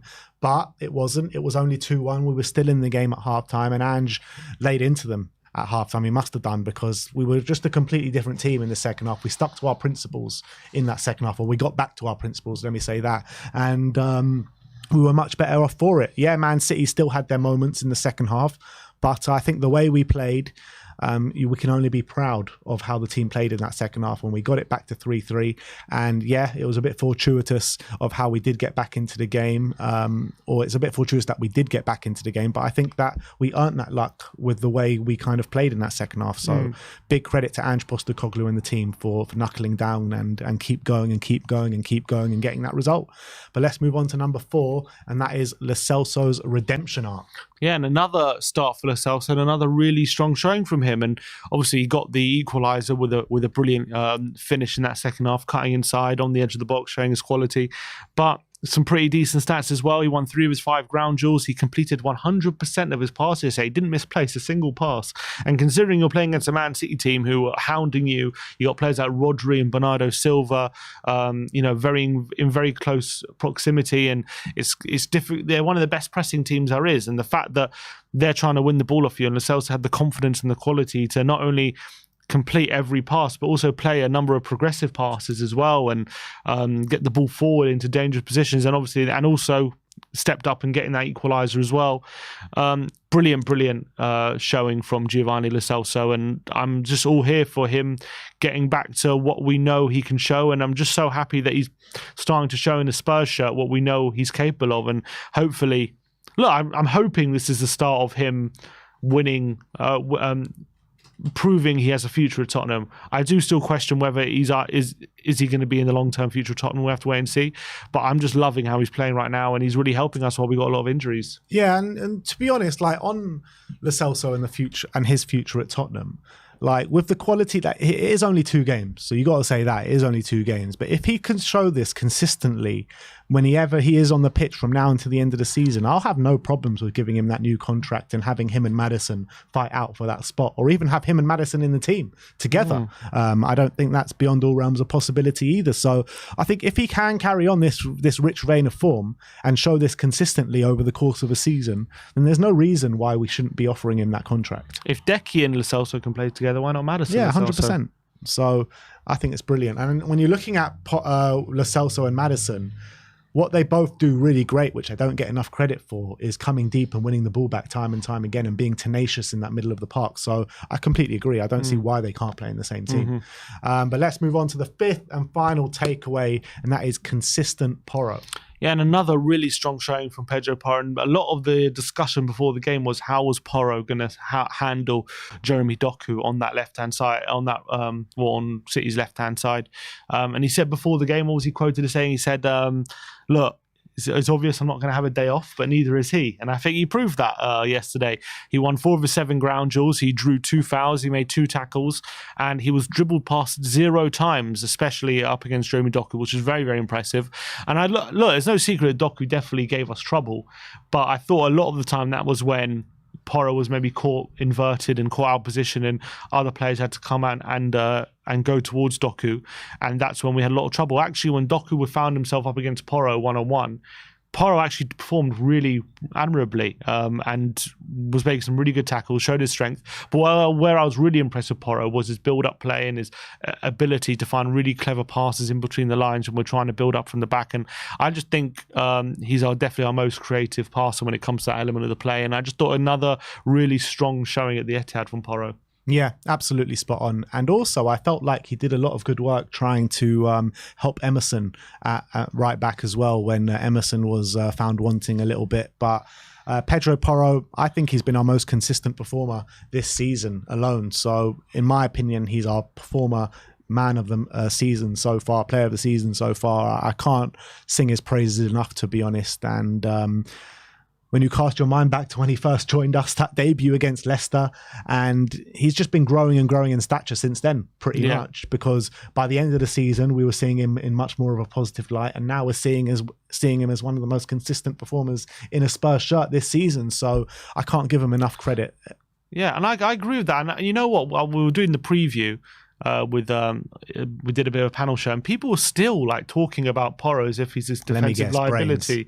I think it was him, but I don't think he was the only one. But like, it just really like perplexed me. It was like, I don't know who you've been watching the whole season. Like, Porro just hasn't been a liability defensively this whole season. So I think after this display now against Doku, it's time to put that to bed. Yeah, and like, he keeps getting asked questions time and time again against Liverpool, against Arsenal, against all these big teams. And he's performed stellar in every single one of those games. 100%. So big up to Pedro Porro. That is our 5 takeaways. If we've missed anything out, or you think there's anything else to talk about, let us know your takeaways in the comments section below. But let's get on to the last segment and let's see how Twitter did react to the game yesterday. We're going to start off with this one from the Spurs Express. This is Ivan Perisic shouting out Deki on Instagram. Very good, keep it going. And that was Deki's LeBron James celebration yesterday, which I thought is absolutely brilliant. And it actually just like kind of encapsulates what Deki's about a lot. They're just like a beast in the middle of the park, basically. Like, boah, boah. Before I saw this, I thought he was doing the Benteke, but now I realise he's got bigger idols. So I'm glad about that. But yeah, look, I didn't know. I don't watch basketball, so I don't know that was LeBron's celebration, but I'm glad he's taking inspiration. Yeah, absolutely. Next up, we've got RN saying Pep knew exactly what was going to happen as soon as Sonny touched the ball yesterday. Look at Pep just going straight to his knees. Minimise it because you can't, because it shadows Pep. Yeah, you can see he knows it's inevitable. It's inevitable what's going to happen. He just knew as soon as Sonny's through, it's happening again, isn't it? God's sake. Look at this one. Haaland raging, and a quote retweet from CDogTHFC saying Haaland's a meme, and that was Haaland obviously was absolutely perplexed at that decision at the end of the game. Yeah, he was fuming yesterday. It was brilliant. And he actually, Giovanni Lo Celso got involved yesterday. I don't know if you saw that when Haaland was walking off the pitch. I think that might be one of the clip, might be one of the tweets. All right, we'll get into that in a bit then. But next up is another one from Moonrise, lovely Sonny, with Sonny having an embrace with Giovanni Lo Celso after the game. That's just nice to see. I mean, Sonny just creates bromances with everyone. Literally every clip of Son is always him hugging someone or just being smart, having jokes with someone. And there you go, having a nice little hug after the game. I can see, I'll watch these videos all day of Sonny. Yeah, absolutely. Spurs OTM saying, well, what's that one? I can't see that video on my screen. So Spurs OTM? No, the one above it. It's just Son after the game. I don't know what he's doing, tucking something into his shorts. People just zoom in on anything with Son. Maybe he's cold down there. Yeah, maybe. Spurs OTM saying lots of praise for Giovanni Lo Celso. Look at that. Emerson Royale saying Galazzo. Brian Hill saying, I'm so glad, my friend. Mano Solomon with some emojis. Cuti Romero saying, terrible that left hand. Pedro Porro saying, what a lefty you have, friendly match. And Vicario saying, how do you play this sport, brother? Brilliant. So all these plaudits coming in for Giovanni Lo Celso after such a turbulent and such a hard time he's had at Tottenham Hotspur since joining in 2019. It's finally good to see him get some plaudits. Yeah, and I'm glad he seems to be maybe more popular member of the dressing room people give him credit for. Because I remember there were rumours that people, I don't know when this was, maybe it was a year ago, someone say, people think he's a weirdo or something like that, and maybe he wasn't popular. So maybe, based off that, he seems to be quite a popular member of the dressing room, people commenting. And if he keeps playing the way he's playing, then he'll be an extremely popular member of the dressing room. Definitely. Spurs web with 2 images of Pep Guardiola contrasting, and Giovanni Lo Celso. Pep Guardiola must be sick to the sight of Tottenham Hotspur. Yeah, literally. Whatever he does, he just can't seem to get one over us. It's unbelievable. And it's just like, I was saying this yesterday, right before the game. The way we've beaten Man City before is sitting deep in a Conte and Jose Mourinho structure and hitting them on the break and the counter. And now we've got Ange Postecoglou, which you would think like if we play like that against Pep Guardiola and Man City, we'll just get eaten alive and get absolutely battered. Yeah, no, we're still taking. We've still got the points of them. Exactly, unbelievable. Eurofoot saying Haaland was not happy. Look at these reactions. Yeah, from what Haaland. a face from Haaland! Unbelievable. Look at those eyes. Gee, you do not want to be staring those eyes down. You don't want to be the ref 100%. at that point. Simon Hooper must have think, I know I fucked up now. You must be shitting it. Oh my god. Oh god. Imagine this Viking screaming in your face like that. No chance. Spurs web Richarlison on Instagram saying the pigeon is back. That's what Richarlison was saying on his Instagram. And it's good to have him back, I think. Recovered quite quickly from that surgery, didn't he? Yeah, they were saying, well, the last we heard, it was saying nearer to Christmas he was going to be back. That was what I think Charlie Eccleshare said. So he has made a pretty quick recovery. Tottenham Hotspur tweeting out the DEKIHAD with that brilliant goal. Look at that header. And then you see, look at this, Richarlison kicking the ball here. Boof. Love it. Love it. Opta Joe, five players to register goals and assists and own goal in the same Premier League game. Kevin Davis, Aston Villa in 2008. Wayne Rooney against Stoke in 2012. Gareth Bale versus Liverpool. Oh, I remember that game. Oh, yeah, it's what a free kick. Yeah. Jacob Ramsey against United in 2022. And Son Heung-min yesterday at the Etihad. An elite club. Yeah, own goal, and assist all in the same game. And is he the only one? Like that was literally an own goal and a goal in the space of like what 5 minutes? Yeah, it's crazy. Literally, not even. I think it was less. Yeah, I don't know what this one is, but I don't know. Yeah, I don't know. This was from, I can't even pronounce that, but it's Sonny and Deki talking to the cameras after the game. But we'll move on from that one. This is another post-match reaction from Heung-min Son and Kyle Walker. Give it Sonny just hugging him from behind as Kyle Walker's like trying to berate the referee. Sonny just comes up to him and just hugs him behind. Sonny just kills people with love. That's what he does. Just diffuses it with love. 100%. Brilliant. And this one, Son Heung-min become the first player to score on the road against 4 different reigning champions in the Premier League: Chelsea, Leicester, Liverpool, and now Manchester City as well. He just loves the big game with big teams, doesn't he? He loves playing against them. I think he's got a really good record against them. Has Son never scored in the Etihad as Man City as champions before yesterday? Surely he has. He did it in the Champions League. But not... Did he not score at the Etihad? No, he didn't last season. No, maybe he hasn't. 2 years ago, did he?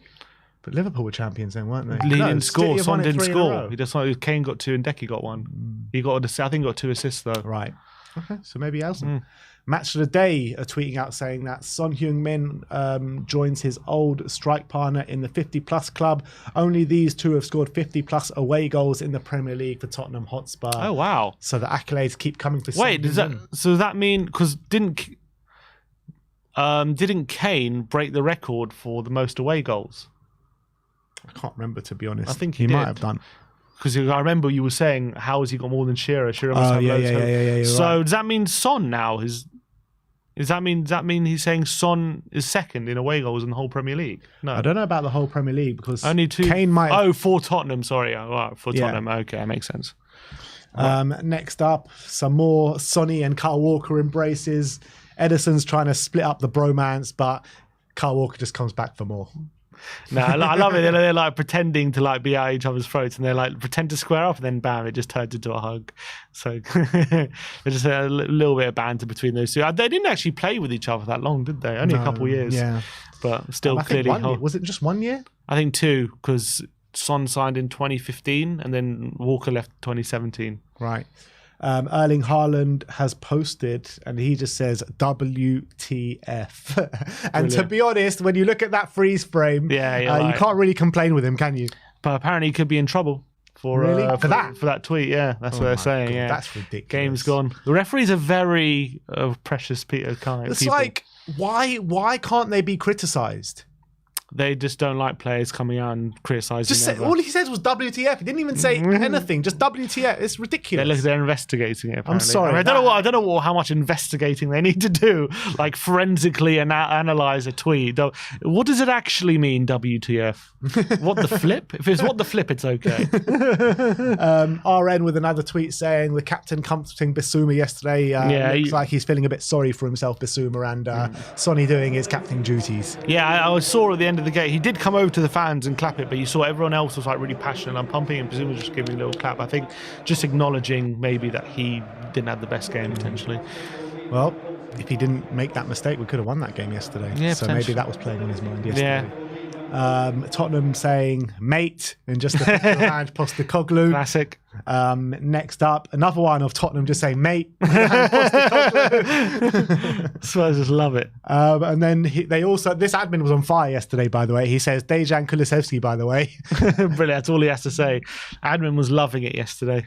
And this was Spurs Express tweeting out an Instagram post of the children of Bentancur and Romero watching the Tottenham game together yesterday, which is very heartwarming. Love to see it. Maybe 18 years time. You never know. Could get them in the Spurs squad. You never know.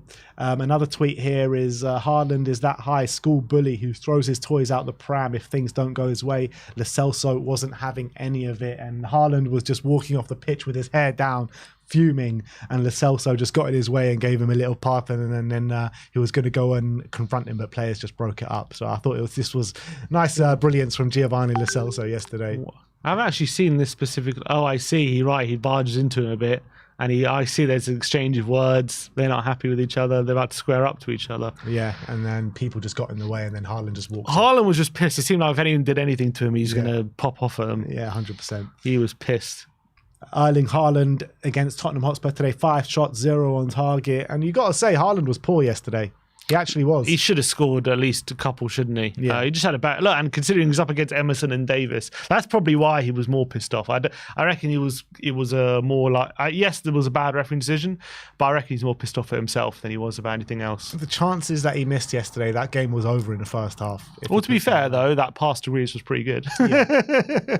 Unfortunately, he didn't mean anything. By Haaland's standards, you know what I mean? Like, yeah, 100%. Yeah, obviously that pass didn't mean anything. So the stats won't pick it up, but Tottenham Hotspur saying cold to this picture of Giovanni Lo Celso. It's a great picture. Definitely a cold picture there. Did he not do? And he definitely was cold. Did he not do the hand open celebration? I don't think he did do that yesterday. He did it with clothes. He did like that. Oh, okay. Didn't do the classic Lo Celso. No. Spurs Express saying only one fullback has more big chances created so far in the Premier League this season than Pedro Porro, according to SofaScore, and that's got to be Trent, I guess. Probably. But look, we know he's a great offensive fullback, but he also didn't get dribbled past. Had a great defensive performance display. So I think Porro's becoming quickly one of the better right backs in the league. Yeah, absolutely. And Sonny on Instagram saying, we are a team of fighters and we showed our character today, all fighting until the final whistle together. An important point at a tough place to play. Come on, you Spurs, with a heart, white heart emoji. Yeah, love it. Son always with the post on Instagram after. Fantastic. Jamie Weir from Sky Sports saying, was on the verge of tweeting this long before he equalised, but Dejan Kulusevski really is a special player, works so hard, covers every blade of grass, hell of an engine on him, and he just has so much heart, and I couldn't agree more. Yeah, and that's the thing, and he has has so much heart, but he also runs like he's got 4 lungs as well, so great stuff. 6 lungs, I would say. Premier League tweeting this saying, good game, mate, with an embrace from Ange Postecoglou and Pep Guardiola. Everyone just loves it, just saying mate. Just love it. Absolutely love it as well, to be fair. Zeus tweeting out saying, Kulusevski is that guy. And I just loved that celebration yesterday. I really did. Great celebration. He said he oh, is it crashed? No. There it is. No, scroll down. There you go. Yeah. Brilliant celebration from him. There's another cold picture as well. He said he didn't plan it. Didn't plan the celebration. No, but he just thought. I'm pretty sure he did that in the last game against Chelsea, but I might be mistaken. I think you might be right, but he said he didn't plan it. It seems like he did plan, to be fair. But Spurs Army saying, Højbjerg, the difference maker, won't get that praise he deserves because it doesn't suit the agenda, but he was different gravy today. And I wouldn't say he was different gravy, but he came on and did a very good job for the team and helped us in a very hard moment in the game and definitely gave us more that element of control. Yeah, and he did have a good display as well. I wouldn't say he was bad, but I wouldn't say he was amazing either. I wouldn't say he blew me away, but he definitely really helped the team. I think the impact on the team was what really made the difference. Fuad saying, Giovanni Lo Celso, I ain't ever seen you like this. And I don't think any of us have, to be honest. Yeah, exactly. We were all ready to part ways, but now look at him. He's redemption. Yeah. Spurs Watch saying Brennan Johnson is absolutely magnificent. He's had such an impact in a short space of time. Fantastic player. And I do think he's had a brilliant impact so far. And I think without Brennan Johnson, we'd be so severely short on numbers out on that wing. And there'll be no chance of Dejan Kulusevski being able to play in that middle of the park. I agree. I think he's been good. You got to remember, he's still very young. He had one season in the Premier League last season with Forest where he did well, but he's still, learning his game, isn't he? And I think he's doing really well. He's impacting games really positively. I'm pretty happy with him. And that tweet from Tottenham, the next one with Kulusevski with just loads of random letters. He was losing his rag yesterday, that admin, like the rest of us, to be honest. Spurs Express, Vicario on Instagram saying, character, travelling fans, man of the match. We keep working. Well, you were there. You can tell me if the travelling fans were man of the match or not. 100%. Travelling fans were very loud. Always single man of the game. They're always man. We got the best travelling fans in the land. So I thought the fans were brilliant. They were non-stop supporting the team. Everyone was cheering to the end. And even I remember even when we went 2-1 down, and everyone was still singing, still trying to support the team. So really, really good stuff. Dejan Kulusevski at the Etihad Stadium, 3 goals. 3 games, 3 goals, 2 assists, the owner of the Etihad Stadium, and then they are now officially renaming it the DEKIHAD. He just loves playing at that stadium. Absolutely loves it. He always has a great game when he goes to the Etihad. Heung-min Son with a quote after the game saying, this is why we love football. We didn't stop believing, and they'll never stop believing until the end of the season, will they? 100%, especially with Sonny as captain. Raj Chauhan. Oh, hello. I pressed the lever by mistake. Raj Chauhan saying he has been proper brave from Ange. Bernardo, Alvarez, Haaland pushing up high on Davis, Vicario and Emerson. Wingers following Spurs inverted fullbacks has left Bissouma as a spare man. Has often been like walking a tightrope, but Spurs have found him and been able to play out a few times. Yeah, I think tactically that was one of the give and takes that you get playing with a lot of risk. But I think at the end of the day, especially in the second half, it paid off for us. Priceless MCI saying Simon Hooper. Well, I think there was a video connected to that, but it's obviously gone. So. All right, we'll move on to the next one from Real Talk Man City saying, I fucking hate that Harry Kane team. They've traumatized me for years. The Harry Kane team that don't even have Harry Kane anymore. They're actually sick of us, you see. It doesn't matter what kind of form we're in or whatever. Even last season, they came to us, we were playing terrible. We beat them 1-0 with Stellini in charge. They just absolutely hate playing us. I know. Tottenham tweeting out one of our own with a picture of Jamie Donnelly, and it was so nice to see him come on yesterday, wasn't it? Yeah, brilliant. Hopefully it's the first of many appearances for him. Pape Matar tweeting out yesterday saying, good job, lads. We did miss him yesterday, Sarr. I thought we could have done with him in that first half, especially. But great to see him showing support for the team. Of course. But it's weird, isn't it? So he was such a big element of our team, wasn't he, Sarr? But no one's really mentioning him being missing, are they? I felt like we did miss him in that first half, to be honest, with the engine in the midfield. But I don't really hear anyone talk like, we really miss Sarr. We could have, like I think Deki and Lo Celso are just doing a great job at the moment. It just shows how much they're stepping up, to be honest. Pedro Porro also tweeted out after the game saying, we keep fighting till the end. Spurs fans, you were the 12th man today. Thank you for pushing us through. And some brilliant pictures that he tweeted out yesterday. Him going up against Doku, Pedro Porro. Love it. Oh, he did do the celebration. Lo Celso. Oh, there we go. Yeah, he did do it. And Porro copied as well. Who used to be the guy copying? It was a Reguilon used to do it. So it's Porro taken over from the Reguilon copying. The Premier League panel saying Howe and Ange still sticking with their same footballing philosophy with Botman, Romero, Van der Ven out. What's he, Botman? Howe and Ange. Oh, right. Inferior backup centre-backs in their place. Commendable, very commendable. Both make the league better from an entertainment perspective. And spot on, really. Yeah, 100%. And as that's the point I was making before, like there's these managers that complain about not being able to play their football. And you've got people like Howe and Ange. And especially Howe as well, you've got to say. I know they've had some bad results as well, but he hasn't tried to switch how they play just because he's got injuries. He's still stayed the same way. At least Howe has recognised centre-backs in his team. You know what I mean? Yeah, like, true. Jamal Lascelles is their captain. Yeah, fair enough. Hotspur related saying, with a quote from Kulusevski saying, "It feels like a huge point. It was an unbelievable second half from us. I'm very proud of the team. It was really hard to get control at 2-1, but that second half was unbelievable. We'll take a lot from this.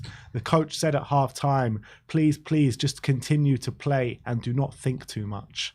Love that. Just don't think, just play. Play, mate. Yeah, Genus on Match of the Day was like, I'm not too sure that's quite a smart thing. I think you have to think a little bit. Well, based on the second half, I think it was pretty smart. Yeah, I agree. Do you reckon they weren't thinking in the second half? They weren't thinking at all. Well, he said that at half time.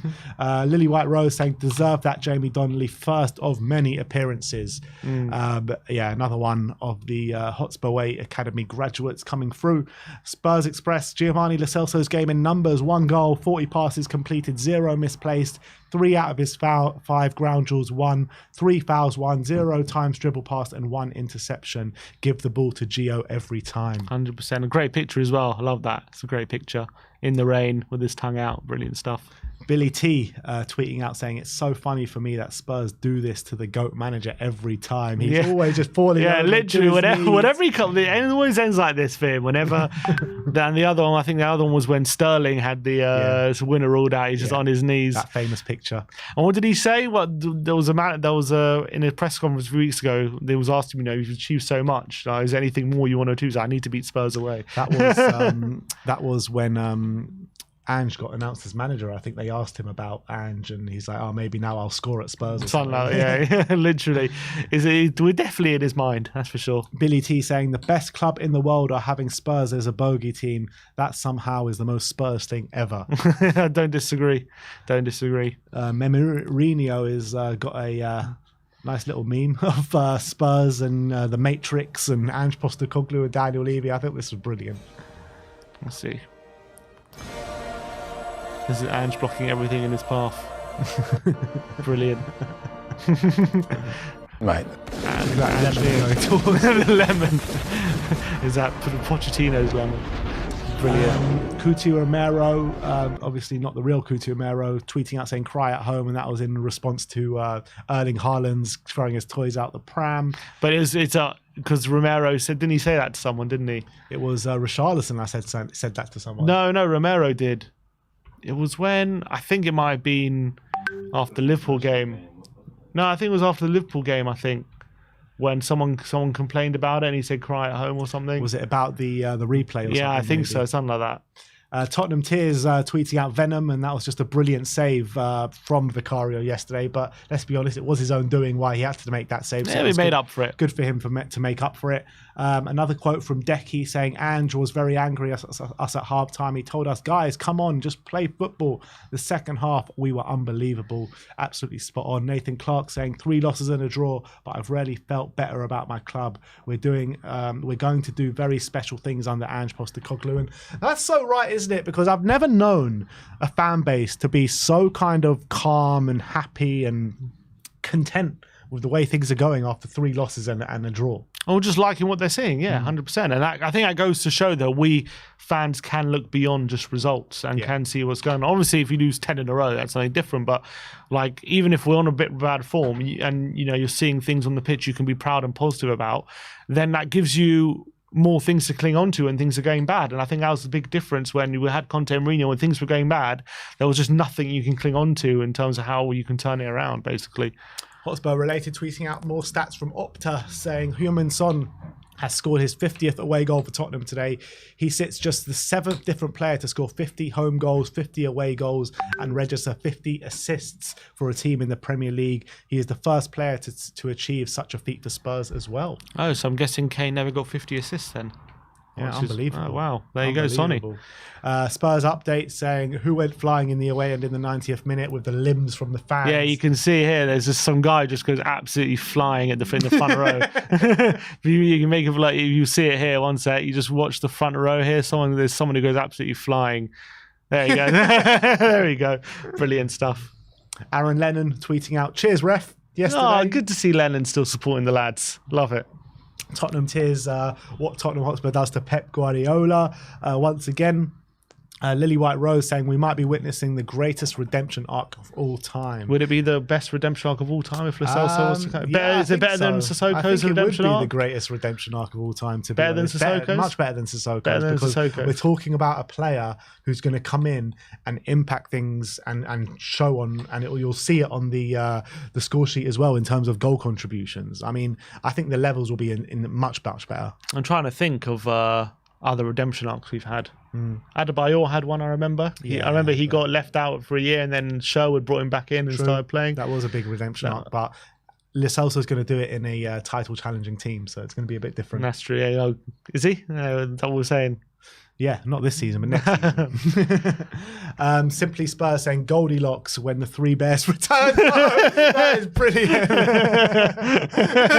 Fuming. Brilliant. Premier League panel saying Haaland, Alvarez, Bernardo were pressing man of the match on Vicario, Emerson, Davis. The City wingers were on Spurs' inverted fullbacks. Despite this, Spurs took on Man City's high press and found Bissouma as the spare man. It was risky and cost them at times, but it also led to a large spells of possession and chance creation. Very impressive building up like that at the Etihad with Emerson and Davis instead of Romero and Van de Ven. Yeah, and that's the biggest takeaway in terms of how you can be proud of coming away and how we played is just because of the players we had. Yeah. Alistair Gold saying it ends 3-3. What spirit from an absolutely injury-ravaged Spurs team. They hung in there at times, but that's what's going to do wonders for their confidence, ending the run of defeats with a point against City. And it's a really good point, isn't it? Because, first of all, that's going to do wonders for their confidence. But then once these players start coming back, we're going to be even better than we were in this first 10 games. Exactly. I hope. Yeah, and I think exactly because the first 10 games, we didn't maybe use some of these fringe players as much, but maybe, as you say, once we get our first team back, the squad will look a lot more full. Yeah. THFC Cho saying tears, he absolutely dunked him, and that was Kulusevski on Nathan. Yeah, Ake just went flying. He couldn't handle Deki's strength. Absolutely brilliant. And Deki had been playing for 9 minutes, and Ake, I think, had come on 5 minutes before. He should be fresh, and he just couldn't handle it. Hotspur related saying Pep Guardiola reacts to Tottenham's equaliser. I mean, I'll never get tired of seeing this one, so let's hope it's only in here 5 more times, to be honest, before the end of this episode.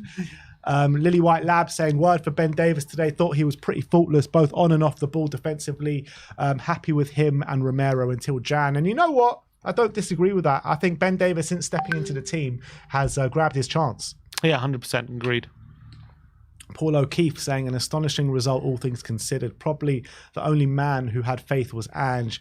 He might just know a bit more than us, Maybe a bit. Just a tiny bit. Tottenham Tears saying fantastic to see 18-year-old Jamie Donnelly come on for his debut for Tottenham today. Hopefully the first of many appearances and what could be the start of something really special. Congratulations to Jamie Donnelly, one of our own. Spurs Express saying Jeremy Doku completed only one successful dribble against Spurs according to SofaScore. The first joint fewest he's completed in a Premier League match since his start at Man City. Wow. Joint fewest. Giovanni Lo Celso coming out on social media saying, come on you Spurs, an impressive team effort.